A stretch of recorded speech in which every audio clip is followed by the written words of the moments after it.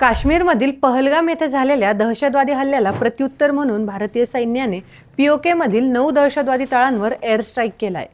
या एअर स्ट्राईकला भारतानं ऑपरेशन सिंदूर असं नाव दिलंय। भारताने या एअर स्ट्राईकला ऑपरेशन सिंदूर असं नाव का दिलं जाणून घेऊया व्हिडिओच्या माध्यमातून। भारतात सिंदुराला खूप महत्त्व आहे। त्याचबरोबर सिंदूर हे विवाहित महिलेचं प्रतीक मानलं जातं। आपल्या नवऱ्याच्या दीर्घायुष्यासाठी महिला रोज कपाळावर सिंदूर लावतात। पहलगाम इथं झालेल्या दहशतवादी हल्ल्यात मारले गेलेले बरेच पुरुष विवाहित होते। दहशतवाद्यांनी त्यांच्या वधूंसमोर त्यांच्या सिंदुराला गोळ्या झाडल्या, म्हणून या एअर स्ट्राईकला ऑपरेशन सिंदूर असं नाव देण्यात आलंय। त्याचबरोबर सिंदूर फक्त प्रेम आणि लग्नापुरतं मर्यादित नाही, तर त्याला विजयाचं प्रतीक देखील मानलं जातं। आपल्या देशात पूर्वीपासूनच योद्ध्यांना युद्धावर निरोप देण्यापूर्वी त्यांच्या माता आणि पत्नी त्यांना विजयाचा टिळा लावायच्या। त्याचबरोबर भारतीय संस्कृतीत सिंदुराला धार्मिक आणि पौराणिक महत्त्व आहे। हा लाल रंग देवत्वाशी जोडला जात असून त्याला शुभ प्रतीक मानलं जातं। या पार्श्वभूमीवर पाकिस्तानवर करण्यात आलेल्या एअर स्ट्राईकला ऑपरेशन सिंदूर असं नाव देण्यात आलंय।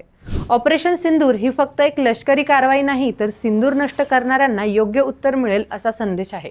बाकी माहिती कशी वाटली कमेंटमध्ये नक्की सांगा आणि अशाच माहितीसाठी आपल्या ऑन मीडियाच्या पेजला फॉलो करा, तसेच आपल्या YouTube चॅनलला सबस्क्राईब करायला विसरू नका।